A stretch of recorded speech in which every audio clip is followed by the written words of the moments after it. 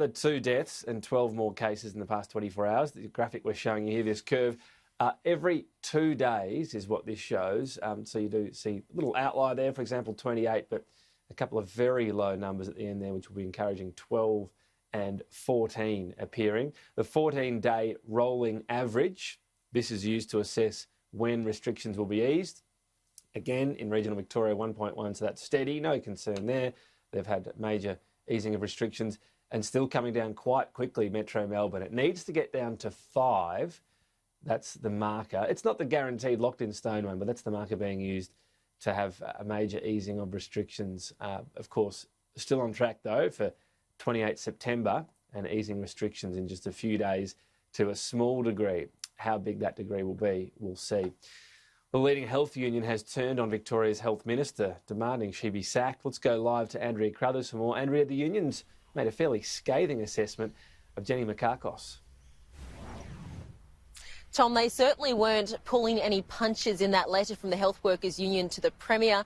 They've called Jenny Mikakos clueless, claiming that she lacked even a basic competence or understanding of her portfolio in all of their dealings with her.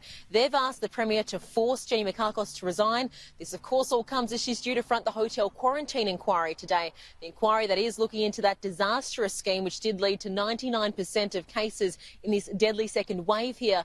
But we are luckily seeing some cases start to fall in Victoria at the moment. As you just said, 12 new cases today, that rolling average in Melbourne dropping to 26.7. So we are definitely on track to get some improvements, some easing of restrictions come Sunday. But the Premier has actually flagged that these could go even further than what the roadmap has outlined. Yes, I am, but I'm not in a position to give you a full list of the things we're looking at. We're having a look at those and they become a really detailed and fine judgment about what the public health risk, what the virus transmission risk is. We only want to do those things that are safe, and we don't want to do something that might seem quite small but could present a significant challenge to us in a couple of weeks' time.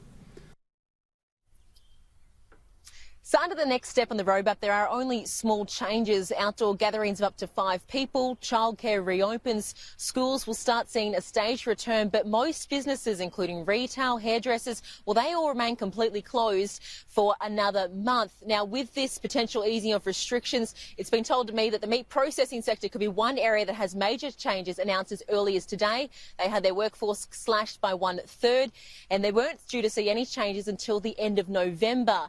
But it is understood that the government is looking at bringing up that capacity so as to shore up food supply in time for Christmas.